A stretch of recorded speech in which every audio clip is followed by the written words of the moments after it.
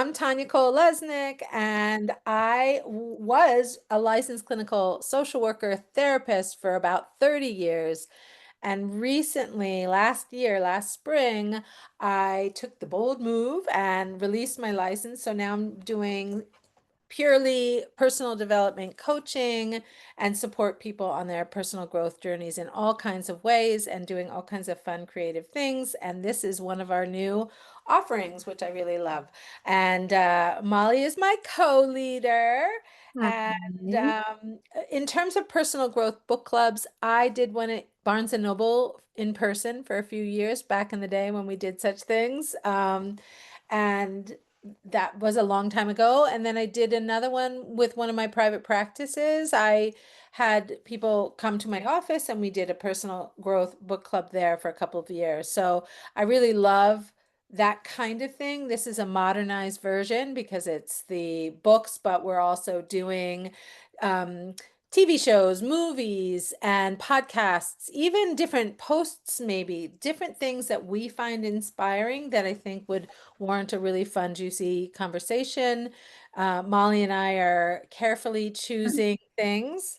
And yeah, that's it for me.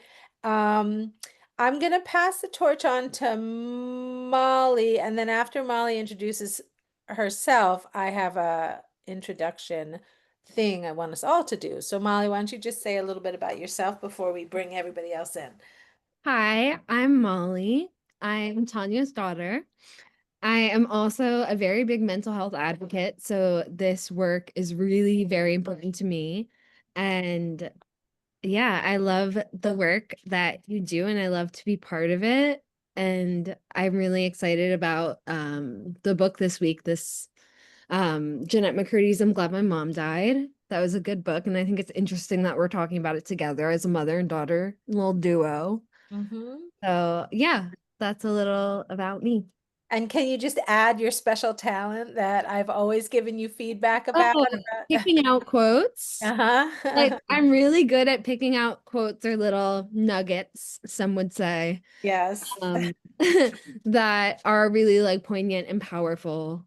Hmm. Yeah, Yeah. so I'm really good at picking those out. And I think I've been, yeah, helpful also in picking the stories. It's really fun picking what Yeah. to do. Yay. Awesome. So All cool. right. So this is the intro that I want the rest of us, well, Molly and I will do this as well, to do. I love to pick an intro that's related to what we're talking about. So today, if everybody can just say your name and then say something that you were encouraged to either love or pursue or be in some way that didn't feel like it was truly yours. So that is what I'm asking. I know that's sort of a toughie, but I can Yeah. start. I'll start with what came to me. And what came to me really is I grew up with a mom who tended to rage. She would get probably connected to anxiety, but it would come out as anger and it would come out as rage towards us at various times, somewhat unpredictable, even though there was some predictability to it too. So as a kid, what I learned to do is to be a good girl. And I kind of learned how to follow rules and to present myself with a certain kind of persona in certain settings. And so I got into a pattern of looking for responses to me to kind of guide how I was going to show up. And that's been a thing I've spent Mm, my whole life unlearning. So there you go. Mm. Yeah. I can, yeah. My dad was kind of similar. Mm. I think I learned to kind of like stay out of the way. Mhm. Mm-hmm. Yeah. Yeah. And just Yeah. be quiet. Just, Yeah. yeah, I get I that. I think for me, my name's Molly again. Still Hi, Molly, Molly. still the name. Something that I was encouraged to do, not well, like by my parents, hi mom, but also by like society was going to college. It was Oh, really sure. not for me. It was not for me. I Um, hated it. I hated college. I did not want to be there. I almost dropped out like 6 times. And I'm so, so grateful for my education. But if I had to do it again, I probably wouldn't go. Just wouldn't. Yeah. Wow. Yeah. Mm. Yeah. All right. I definitely think a lot of people. I went to college. Definitely felt pressure there Yeah. Yeah. as well. Yeah. And now the pressure is even higher with the student loans. I have Mm, more pressure from those than I did to go. yeah. But Yeah. I can share mine next. It is like a little like, What's your name? oh, sorry, my name's Carrie. Hi. I've been working alongside Tanya and learning a lot about energetic clutter and just a lot of things. And I also really enjoy just to, I don't want to say I'm chronically online, but definitely spend a lot of time online. So I like to pick out nuggets of wisdom from content. Typically go there for to books. I do like reading, but I also, like I said, I'm on social, Mhm. reading a lot of stuff too. But what I can I go next then? Yeah. Sorry Yeah. for my okay. For my thing that I learned, it's a little bit like X-rated, but I like really to be like a sexual person, like a sexual like obviously like this came later in life, but I started to get a lot of positive attention when like I would maybe show that side of me. So Mhm. I like got hyper fixated on that. And it like now as I'm like maturing and realizing things and like relationships that I'm attracting with that in mind. And that's Mhm. like the only way like I know how to communicate. Honestly, I'm unlearning a lot of those patterns. So that's like something that I was felt a lot of pressure as a like heterosexual cisgender female, me personally Mhm. felt a Mhm. lot of that pressure to be a sexual person. And like I like that, but it's just not I don't want that to be like the forefront of who I am. And Yeah. that's where I'm unlearning that for sure. Yeah. So Yeah. These are such good insights, both of you. Yeah. thank Yeah. you. About sort of what didn't feel in alignment. Because I think the thing Yeah. is too, it is a little in alignment, right? And you both kind Yes. of acknowledged, Molly, you said something about like, I love learning, like I'm grateful for what I know, but college Mm, wasn't for me. And Carrie, you were saying, yeah, I mean, I like that part of relationships, but I don't mhm. want that to be kind of the No. only thing. Yeah. Yeah. So No. thank you. And Jamie, say your name, even though I just said it. So I am Jamie, and I'm Tanya's sister and Molly's aunt. And I should say one of Tanya's sisters, because I'm one of three, and I'm the youngest. Have to rub that in a little bit. No, but so in 2016, my husband passed away, and what was always sort of the thing was trying to figure out, what I was going to do for my job, my full-time job and my career. And, right away I got a job and I worked at a customer service front desk for a place called Dogtopia. And I kind of hated it, but I just tried to push myself to do it because I knew that I needed a full-time income. And then when I was, dabbling, I ended up unfortunately having a difficult time sometimes getting there on time, and I was let go and all this stuff, and I was, devastated. And then when I was dabbling in other jobs, I ended up working at a place called Stretch Zone, thinking, okay, I got to work full time hours. And it just was this norm that I felt like I had to do. And then with the Stretch Zone, it actually led me to my passion of becoming a licensed massage therapist. But at the time, I didn't know that that was gonna be my segue into figuring that out. So I went back to school, and so I guess my thing that felt like not me was just having to step in and work as many hours as I could to make an income and do Mm, the logical, sensible thing. yeah. And Yeah. now that I'm, followed my passion, I'm trying to figure it all out. But it's so much better. hmm I kind of love that your story led you to find your passion because, like, even though it didn't start out in alignment or feeling right, you kind of trusted some evolution there and you did land on your passion. And I love that. Yeah. Yeah, thank you. Yeah.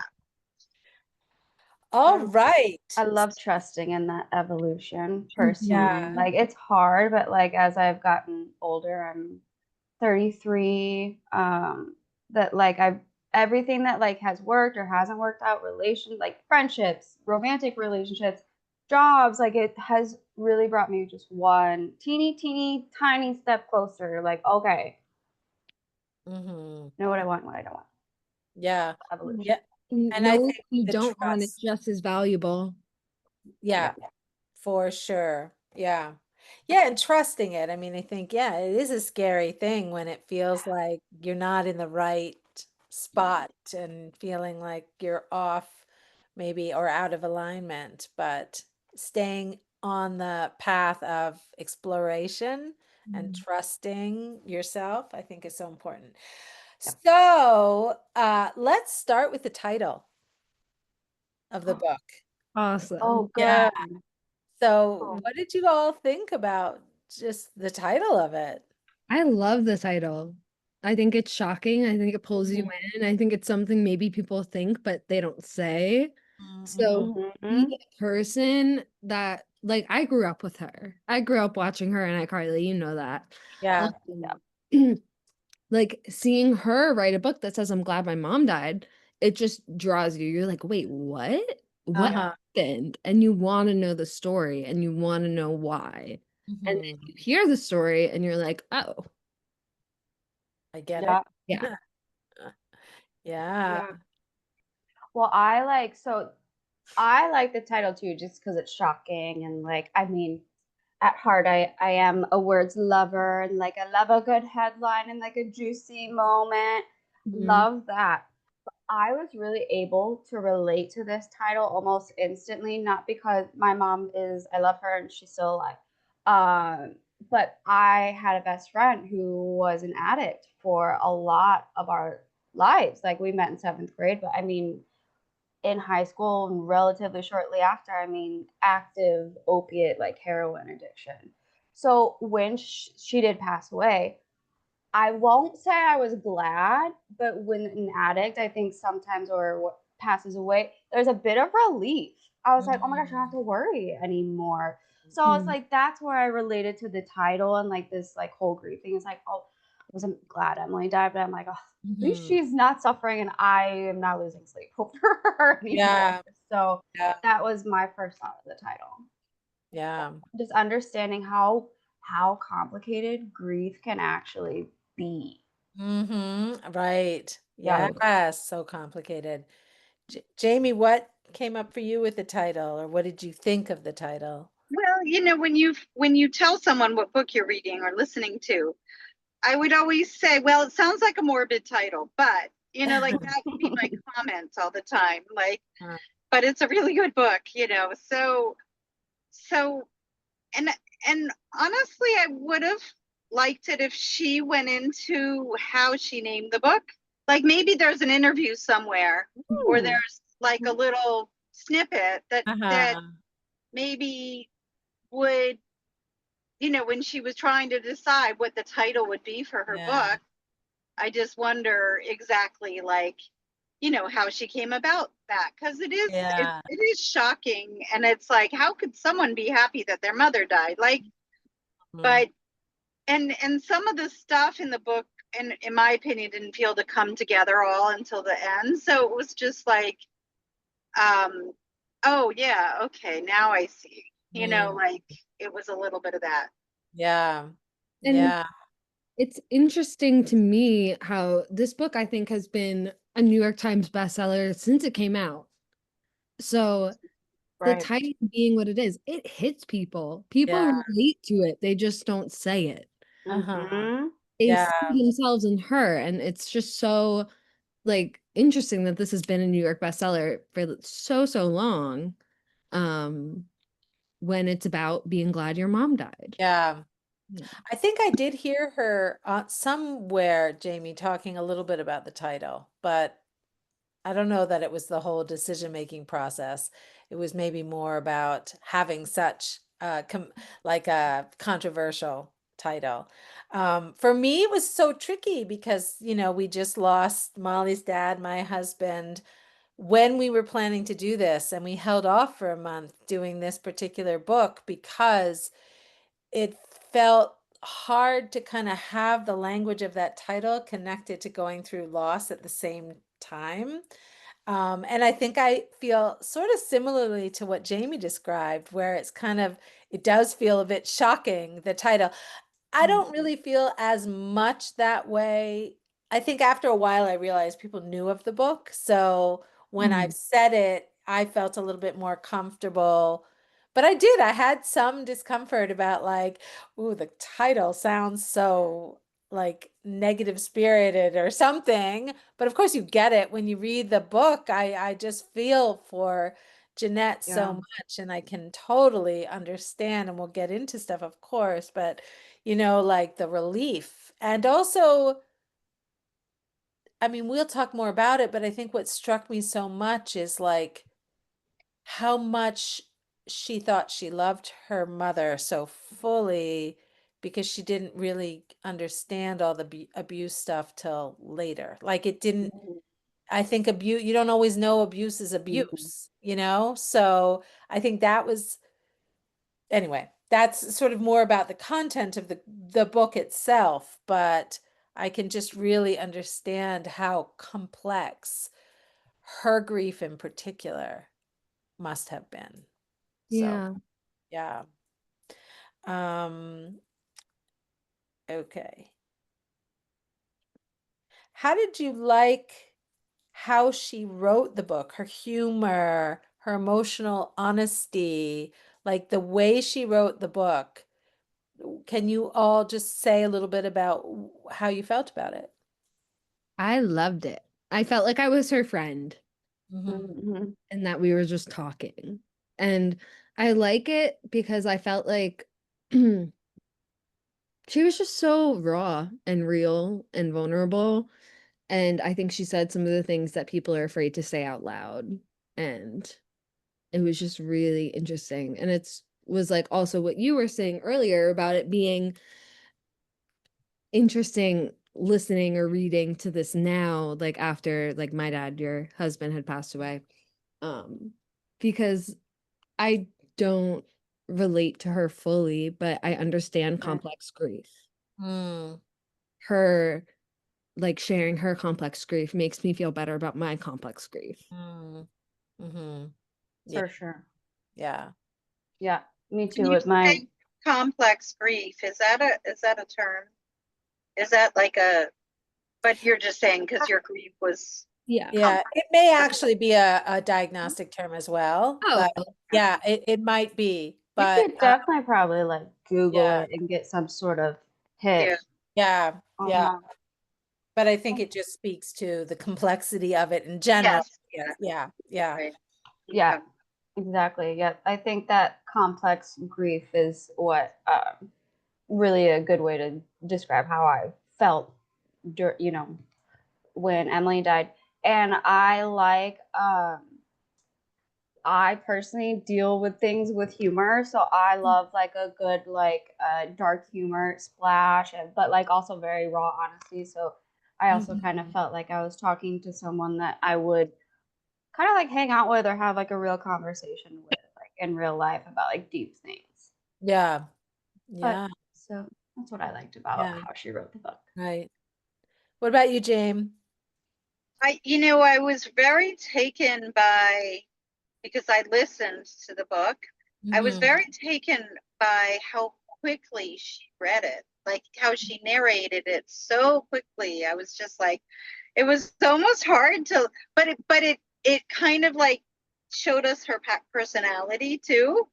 Like I Mm-hmm. feel like she's a little bit of an abrupt person, and she has the comedy, and then she's in a hurry, and she's very confident in so many ways, but maybe at Mm-hmm. the time she wasn't always confident. But it was just, and Do you guys know how old she is? I'm just curious. I don't know if you guys Googled like her age, but anyway, I mean, and just I I like she she's my 32. Yeah. she provided such a visual with the way she wrote, I thought. Like I Mhm. could visualize, like even though she's just like reading it to us because I'm like listening to it, Yeah. but she I could imagine her relationship with Miranda and yeah, like all the everything, like all the different Yeah. relationships and the humor was definitely made it very engaging. Yeah. Yeah. Yeah. Just that part of it. Yeah. I love when she did the voices for people when she read it because it's like you Yeah, can really that's true. hear the different voices of the people. And I'm like, she's so good at that. I'm like, oh yeah, she was an actress. Um, Right. That was impressive. Yeah. yeah. Yeah. Her I loved it. birthday's coming up. What's that? It's Her coming up. birthday's June 26th. Oh, we're doing it almost. Happy Oh, that's so birthday. cute. We're That is honoring her fun. birthday without even knowing it. Mhm. Um, I really loved how she wrote it. And I want to say it was almost always like, wow, that's so clear. The way she would word things, I always felt like I totally always felt like I understood what she was talking about. Like everything Yeah. was so Mm, clear. Everything was put in such a relatable way, maybe that, and just so powerful. And I liked her humor. The eating disorder specifics were very raw and hard to listen to. mm, But I think I appreciated the sort of the realness of that. And I like that she didn't sugarcoat it, it helps you really feel the weight of it. I think I don't know, I was just so struck. I was struck by so many things, but at the very end, when because I just re-listened to the whole book again, and I listened to the last part just yesterday, and when she lists sort of the summary of all the abuse, just in general, my heart goes out to her. Like, just, I don't know, just how fucked up, really, yeah. her mom made her life, and that then this other part of her life, she's spending all this recovering from it. So, um, and when she was talking about the eating disorder and she was in the middle of healing, and she was saying how she didn't qualify at that point to be a bulimic anymore, but she was still somebody who exhibited bulimic behaviors. I didn't, because I knew I didn't have that much left of the book. So I thought that was like the end of the where she was at. I was, Mm, and I had forgotten because I already listened to the book once. And then when I was like, oh, wait a minute, that's not the whole end. Anyway, I just felt so happy that she got to a place where she yeah. really, I could hear that how much she really had healed, and that made me feel happy. So, Yeah. Yeah. yeah. It made me think a little bit of Glennon Doyle too, because didn't she have bulimic behaviors too, Glennon? Yep. Yeah. Yeah. And actually, that's when I first heard about this book on Glennon's podcast. So, Okay. um, Was it really? yeah. What's that? You realize that was when you heard about it. That's when I first heard about this book. Yeah, because Yeah. I didn't know of it, and it probably was maybe a couple of years ago when it first came out. So, So uh, funny. Evolution. We did Glennon Doyle last time on Storybook yes, Screens, and then this time. yeah, yeah. Well, what's the last time subject? I missed it.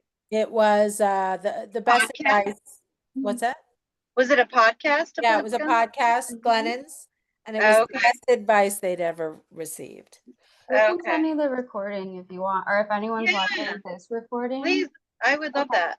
cool. Yeah, Just let Tanya know. Jamie, I'll note it down, but Okay. Yeah. yeah, yeah. All right, cool, we'll send you the recording. awesome. Thank you. So let's talk a little bit about the parent-child dynamics. I wrote down, uh, well, I didn't write down a quote. I was just writing down, there was a point where Jennette first told her mother that she wanted to quit acting, and her mom had this temper tantrum. Basically, they were driving in the car, and her mom had this Mm, temper tantrum, and then Jennette sort of took it back because she couldn't deal with her mom's discomfort and reaction. And so she's like, never mind, I'll keep acting. And then just the way she told that too, because her mom was having a temper tantrum and crying, and then her mom pretty much stopped crying immediately. And she's like, yeah, I'm not the only one who can cry on cue. And Oh my God. and then she made the point that Forgot about that part. she doesn't love acting, but either way, it's like acting for her mother or acting for her career. Either way, she was realizing she had to act because her mother kind of required it of her. Yeah. Um, so, yeah, so just any other things that stood out to you guys about some of this mother-daughter dynamic?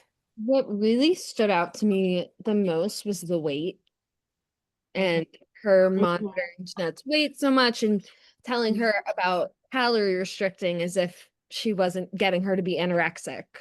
Yeah. And it's just so crazy. Team, stop squeaking. It's so crazy hearing this when like I had you as a mom who you were always so Yeah. body positive, always like not restrictive on food or anything. Like I was allowed to eat what I wanted to, like within moderation. I was healthy and I was allowed to be healthy and I was also allowed to be a kid.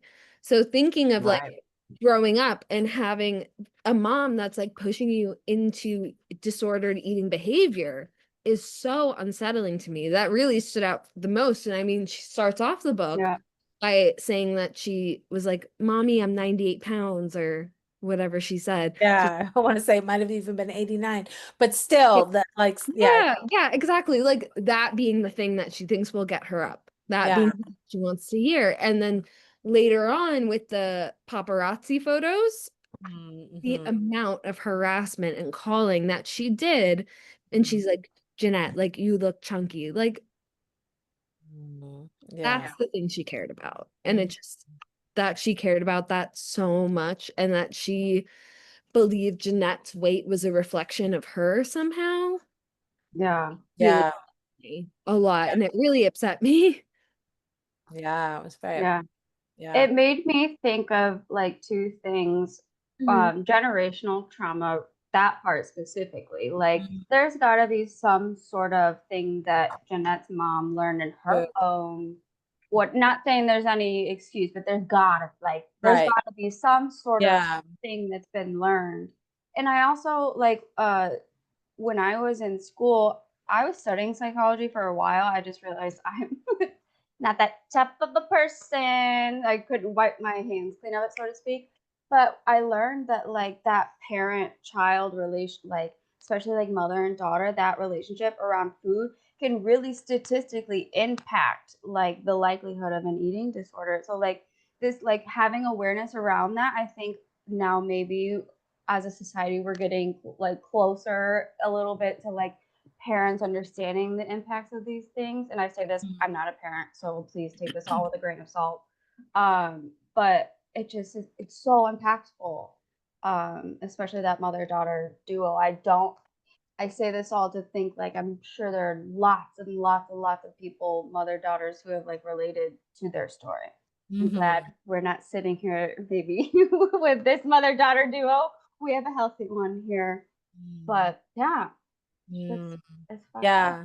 Yeah. But thank you for also calling out sort of the generational trauma because I think it's so easy and I totally go down this path where I get mad at her mother and I think how awful For and sure. sort of feel like how could you do all these things Yes.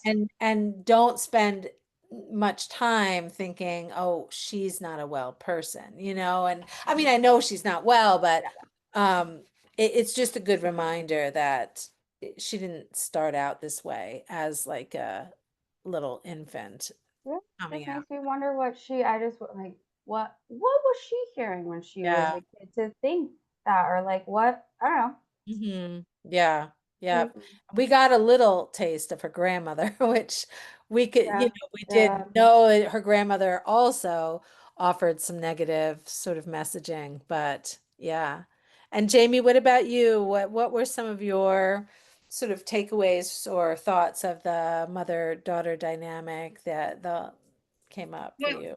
yeah, I mean, I felt that if this story was from now, it Mhm. wouldn't happen in quite this way, because I feel like we know so much more now about not even eating disorders, but I feel like people go to therapy and then there's relationship things that people are figuring out. I don't know. I guess, and I don't know if I'm accurate, but that, like the anorexia, like she had never heard of an anorexia when the doctor brought it up, like Mhm.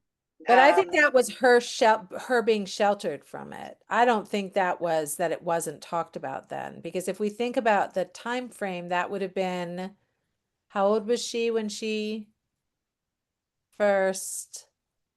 I mean, I hear what you're saying.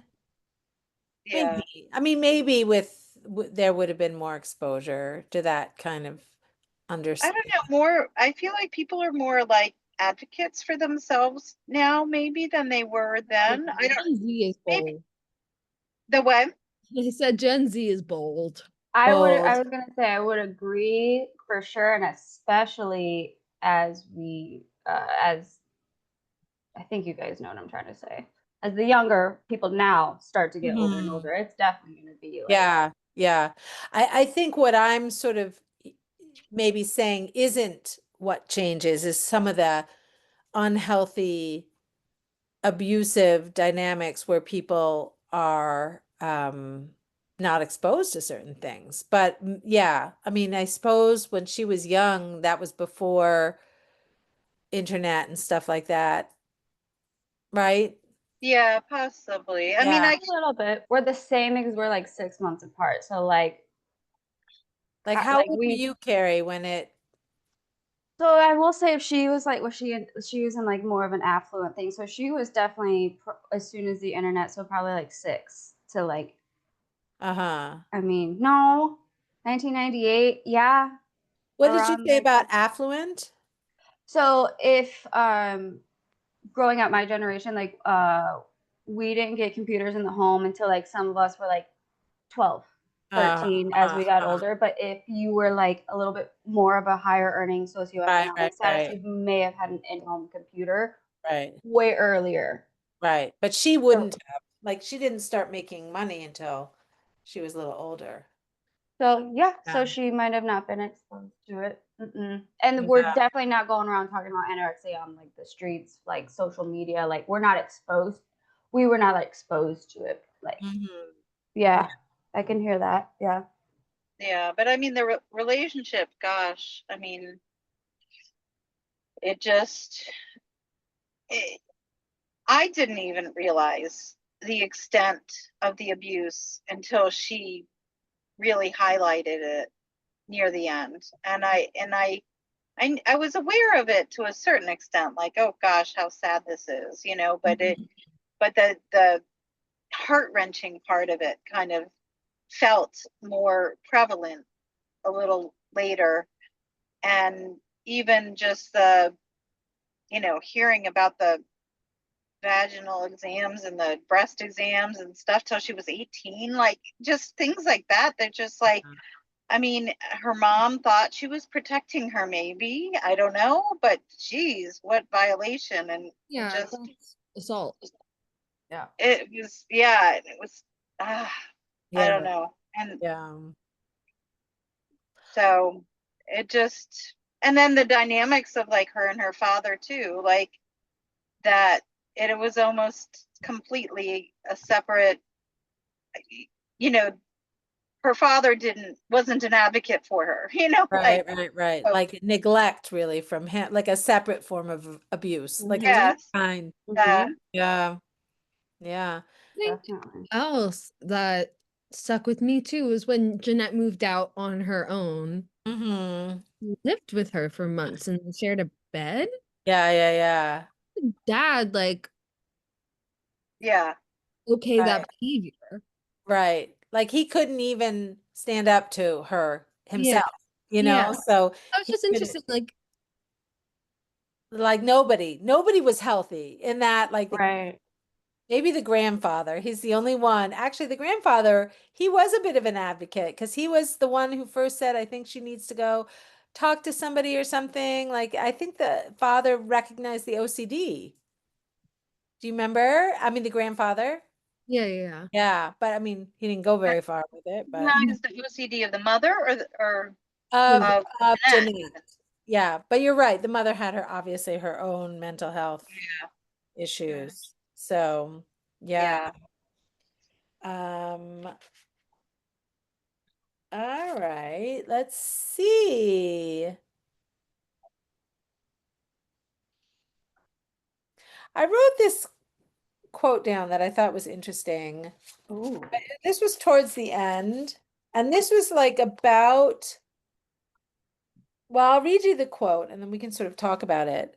And this was her referencing this relationship with one of the guys towards the end. I can't remember which one it was. She wasn't that into him. It was before Steven. Steven, I think, was the one that she was really into, but there was like another guy before Steven, and she said, I don't love him.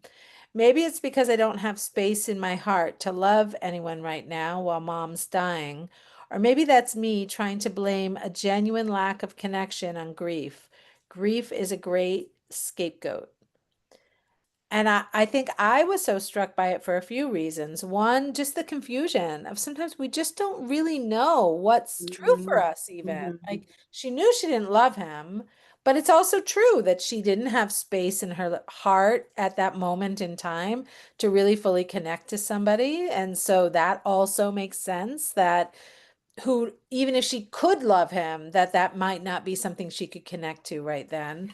And just that idea of grief being a great scapegoat too, because like just going through it myself, knowing that there are a lot of things I kind of put in that bucket, like, oh, I'm feeling burnt out for the day. Okay, I'm going to stop while I am going through grieving. Like, there's a lot of things that kind of just get that label for me as I'm navigating some of this, knowing that grief is a part of it, but maybe losing some of the layers and nuances of things because it's more than grief. It's not only grief, but that things could get lumped into that. So, anyway, any Yeah. anything come up for any of you guys just related to that thing that stood out for me? That's one of the toughest things I find about being a human being, quite honestly, is like no like knowing those shuffling those things around. Like, I mean, at one point in my life, and it was not to keep bringing up my own grief, but when Emily died, I also was like dealing with something I don't feel comfortable mentioning, but also an abusive relationship. So like there was this trio of things, Mm, and I could not put my finger on what. And I wasn't until I started getting mental health support that I realized I was going through an abusive relationship. So mm, I really couldn't put my finger on like anything that was going on. And yeah, it's a frustrating feeling. yeah. So To feel that kind of not really being sure of, wait, what do I need? What is my truth here? What is, yeah, mhm. why am I feeling not quite right? Yeah, It's just so tough. So yeah, you get lost in that sauce, man. yeah, It's tough yeah, to be there. yeah. Anything for you, Molly? Come up with that? Hmm.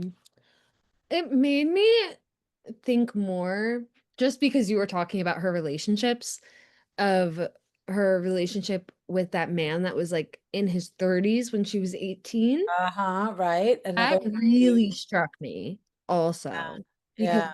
she went from abusive relationship to her mom with like a kind of grooming situation. Mm-hmm. She was 18. Right, You're still a baby at 18. right, right, right, Mhm. right. Yeah. Like that struck me too. Yeah, for And just sure.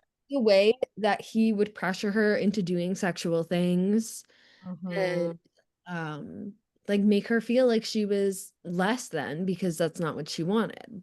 Yeah. Just the way that he treated her, like she kind of was like, okay, finally on her own, but her mom was still living with her and she was lying about seeing this guy who was trying to be controlling or manipulative. Mm-hmm. Mm-hmm. So it was just from abusive relationship to abusive relationship. Right. Yeah. Like how we can, if we don't name things and identify them and know what's going on, you can just be in this repeating cycle where it's like, that feels familiar. Okay. Feels Yeah. comfortable. Yeah. It feels comfortable. Like sometimes if Mm-hmm. I'm feeling really sad, I don't want to feel happy because sad feels safe and it feels like something I'm used to. Mm-hmm. Like what I feel like there's a quote you like, but I can't think of it. But growth comes from that discomfort, you know? Mm-hmm. Clarity comes from engagement. That's what. Oh, uh-huh. Yeah. Yeah. Yeah. Yeah. That's really what I thought of. And I feel like for me, I mean, I was in like a long string of not so great relationships. And I was dating this girl, and she was really, really awful to me. And I was like, okay, you know what? I deserve better. So then I Yeah. texted my now fiance, Uh, and here we are. I Like, love that. it's just like if you don't have that awareness that what you're going through, like, is abuse, then you just jump from abusive thing to abusive thing Absolutely. because it's what you know. So yeah. being able to name it and like even naming like that she's glad her mom died and her writing this book is huge. Like Yeah. it's just like such a huge step in growth by being able to name it. Does Yeah. Mhm. Yeah. Yeah. that make sense? That was kind of a lot of words. Yeah. No, it made sense to me because, like I said earlier, I didn't know I was so lost in the sauce. It really took someone, a therapist that I found, luckily, Mhm. to be like, call me out and be like, "This isn't normal. Mm. This isn't Right. normal."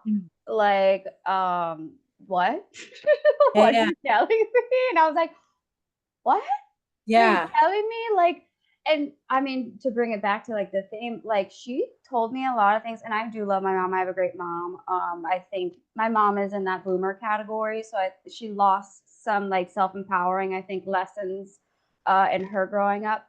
Mhm. So like that got put, taught to me. But my therapist has like almost nurtured that like side of me that my mom didn't teach me, like kind of Mhm. lacked in that way. I'm getting like Yeah. remothered in that way from my therapist. Like small things like you don't have to have sex if you don't want to. My Right. mom's generation is like just shut up, be quiet, do it, and it'll be easier once you're done. So then I was like saying something like that to my therapist, and she's like, no, that's not, no. Like, so Yeah. relearning those things that you learned from your mama stuff. Mhm. Even, I mean, you both are touching on even like recognizing, oh, that's abuse. I didn't even know that was abuse. That's exactly. Yeah. That's the part that's like, there's some obvious forms of abuse that I think we all have Yeah. learned to recognize, but there's really insidious abusive stuff that Yeah.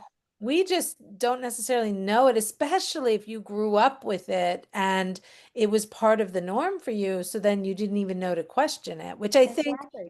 is sort of what I was commenting on about like Jennette. Like it took her a long, even if, after her mom passed, I don't even think she had a handle on probably very much at all of what was abusive. Like she probably had some sense that there was abuse in there, but not to the extent that there was until she learned. Yeah. Oh. Jamie, anything coming up for you with that? Yeah, I mean, I actually, you reading that quote makes me want to go back and find the quote. And It's on page 183. Oh. okay. Uh, so, I guess um, the things that I thought of for myself, just to relate to my own self, is I still, my grieving of losing my husband is still very prevalent, in my who I am. And it just, and even, us losing our parents, I guess, I feel like I can relate to that quote, but I'm also having a hard time kind of remembering exactly what the quote was.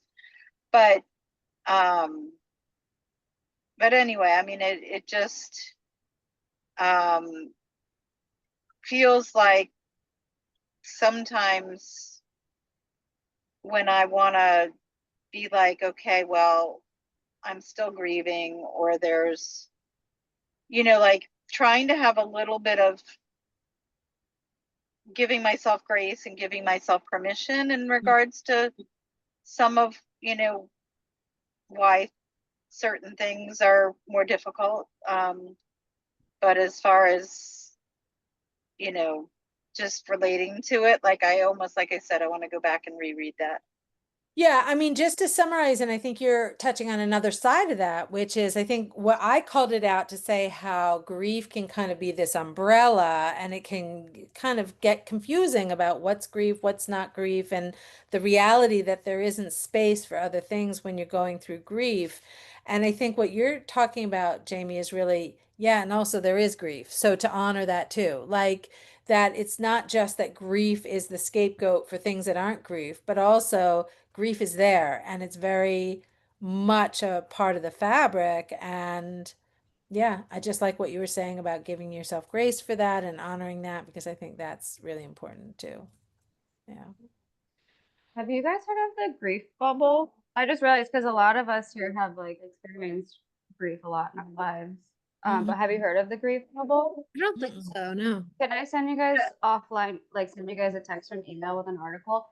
It was Mhm. really helpful to imagine this. It's like a visualization. Like sometimes your grief bubble is like big and it's like hitting all of the barriers of the box that it's in.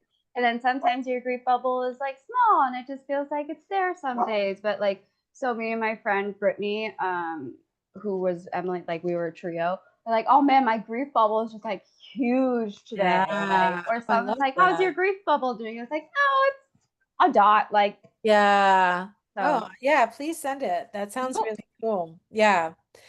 All right, so we only have a few minutes left, and I'm just wanting to like pick. I have all this stuff that I kind of was thinking touching on, and we can't get to all of it. So It should be 2 hours. Well, do you want to touch on it like yourself instead of like having us all? Because I'm okay just that's a good listening idea. if there are like topics or subjects to consider for either another time or for the future. yeah. Well, I'll just read sort of another quote that struck me, and then I think maybe I don't know. I'll just read it. I take a longer look at the words on her headstone. Brave, kind, loyal, sweet, loving, graceful, strong, thoughtful, funny, genuine, hopeful, playful, insightful, and on and on. It's hard to believe they even had room for all that. That was my add-in. Was she though? Was For she real. what? For real. I didn't think about that. Yeah. Was she though? Was she any of those things? The words made me angry, make me angry. I can't look at them any longer. Why do we romanticize the dead? Why can't we be honest about them? I mean, really, literally, because we have had to figure out headstones, the number of words was unbelievable to me. And there was something almost like because there were so many words, it was like this effort to undo something or something. I don't know, but and I think it's a dovetail well with the name. Like maybe some of the anger about like, fuck that. She wasn't those things. Yeah. And then we just to understand, like, I am not going to romanticize her. And I think that decision, I mean, who knows if that was a spark for her, but I thought that was just very powerful. Um, yeah. So why don't we just say you don't have to comment about that, but because we're sort of winding down, maybe each of us can just say one takeaway from having read the book or a conversation today, either just anything that kind of you either want to mull over or you feel inspired by. I Yeah. think what I really took away from this is that grief is really complicated. Hell yeah. It's hard, Mhm. and that we're not alone in feeling that way. Yeah. Yeah. I Yeah. was gonna say like my takeaway was like it's okay to be angry at someone who's dead. Like I can't tell you how many times, and still to this day, Emily's cremated. I have a little baby urn. It really looks a lot like the one on the cover of this book, which I was thinking about that today. But I'll go and I'll shake her up like, you dumb bitch, like I'm mad at you, like Yeah. hope it was worth it. But then so like you can be mad at someone who's dead, like grieve however you want to grieve if like you're currently in this process. And I think like Jennette made a good representation and gave probably a lot of people room to feel that complicated grief. So Yeah. yeah. Yeah. Nice. Jamie, anything for you that is a real takeaway? Yeah, I mean, I just want to go back just quickly to the headstone is like, Sure. it breaks my heart that she doesn't want to go see her mom at her grave site, because of the words that were on the headstone. So I guess, I don't know, I guess full I don't know circle. if that's why though. I mean that she won't because I think Oh, no, maybe it's not why. yeah, Okay. yeah. Right. But I guess Right. just the last final comments is that she never wanted to like visit her at her grave ever again. And that really struck me because we Mm. go and see, my late husband's grave and my parents' graves all the time. So just felt that broke my heart a little Yeah, bit. yeah. You used the words heart-wrenching before as well, and are you frozen? Can you hear James? Yeah, I'm just getting Okay. a phone call, so it Oh, freezes. It's yeah. go wanting me to decide what to do about the phone call. So Yeah. Yeah. okay, I'm back. But I hear what you're saying. I mean, regardless of whether it was from what was said on the tombstone or not, I think you're commenting on the fact that she doesn't want to visit her mother there. Yeah, And it is kind of heart-wrenching that, I don't know, right. so much pain connected to that relationship. Understandably so. And, Yeah. Yeah, and it's just so painful. It's really painful. yeah, Um, I would say for me, my takeaway might be just to keep showing up as honestly as I can, because I think because of what I shared at the beginning when I talked about like how I got good at reading other people's reactions of me and having like a persona and leading with that, being a good girl and sort of figuring out the rules and how I'm supposed to show up and all of that, and really trying to unlearn that for, most of my adult life, and just continuing on and being, regardless of what is true for me, just to keep being as honest and true as I can be. So that is my Yeah. takeaway. I love that. Yeah. I like the little clouds over Jamie's head. Too. Yeah. my moon roof. We do this Book Plus Club every month, and it's on the third Thursday of every month. So next time we're doing Modern Love about mental illness with Anne Hathaway. Stay tuned for the details on that. And I have all these really fun, amazing offerings some are on my website and some are getting created and will be on my website soon, which is what's my name? Tanya Cole -Lesnick.com. So Beautiful. seeing you all. Cool. All right, guys. Thanks so Thanks, much. everyone.